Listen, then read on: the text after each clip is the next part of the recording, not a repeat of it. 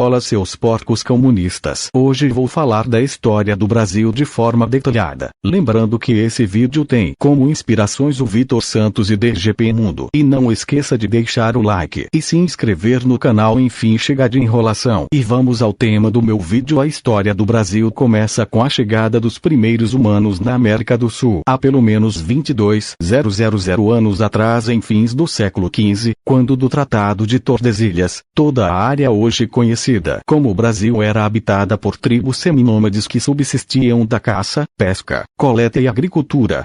Em 22 de abril de 1500, Pedro Álvares Cabral, capitão-mor de expedição portuguesa a caminho das Índias, chegou em Porto Seguro, na Bahia, tornando a região colônia do Reino de Portugal. Na Toca da Tirapeia, situada no Parque Nacional Serra da Capivara, foram encontrados vestígios de ocupação humana que datam de pelo menos 22.000 anos.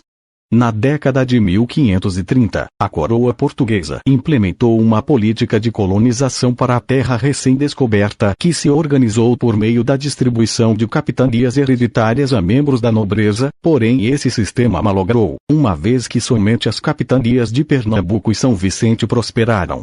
Em 1548 é criado o Estado do Brasil, com consequente instalação de um governo geral, e no ano seguinte é fundada a primeira sede colonial, Salvador. A economia da colônia, iniciada com o extrativismo do pau-brasil e as trocas entre os colonos e os índios, gradualmente passou a ser dominada pelo cultivo da cana-de-açúcar com o uso de mão de obra escrava, inicialmente indígena e depois africana.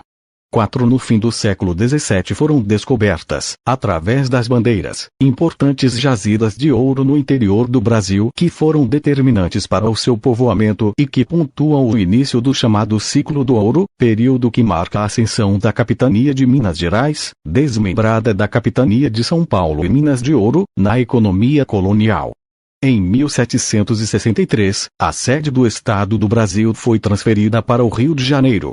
Em 1808, com a transferência da corte portuguesa para o Brasil, fugindo da possível subjugação da França, consequência da guerra peninsular travada entre as tropas portuguesas e as de Napoleão Bonaparte, o príncipe regente Dom João de Bragança, filho da rainha Dona Maria I, abriu os portos da então colônia, permitiu o funcionamento de fábricas e fundou o Banco do Brasil.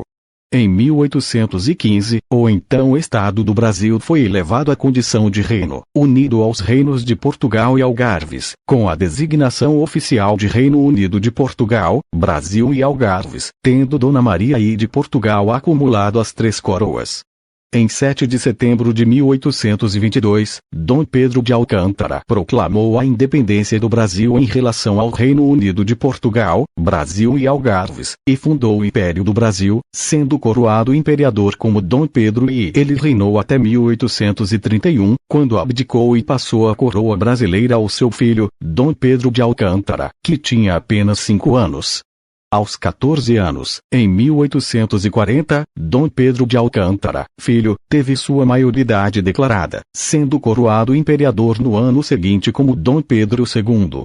Em 1888, sua filha, a princesa Isabel, assinou o decreto que extinguiu a escravidão no Brasil, conhecido como Lei Áurea.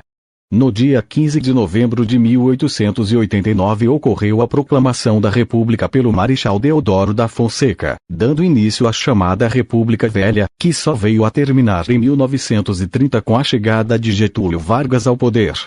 A partir daí, tem destaque na história brasileira a industrialização do país, sua participação na Segunda Guerra Mundial ao lado dos Estados Unidos, a transferência da capital federal do Rio de Janeiro para Brasília, e o golpe militar de 1964, quando o general Castelo Branco assumiu a presidência. A ditadura militar, a pretexto de combater a subversão e a corrupção, suprimiu direitos constitucionais, perseguiu e censurou os meios de comunicação, extinguiu os partidos políticos e criou o bipartidarismo. Após o fim do regime militar, os deputados federais e senadores se reuniram no ano de 1988 em Assembleia Nacional Constituinte e promulgaram a nova Constituição, que amplia os direitos individuais. O país se redemocratiza, avança economicamente e cada vez mais se insere no cenário internacional, lembrando que isso é tirado de uma fonte confiável. Então não me fale que estou errado, zoeira. Talvez tenha um errinho ou outro, pois vocês sabem, nada pode estar certo até que SR prove o contrário. Adeus, irmãos.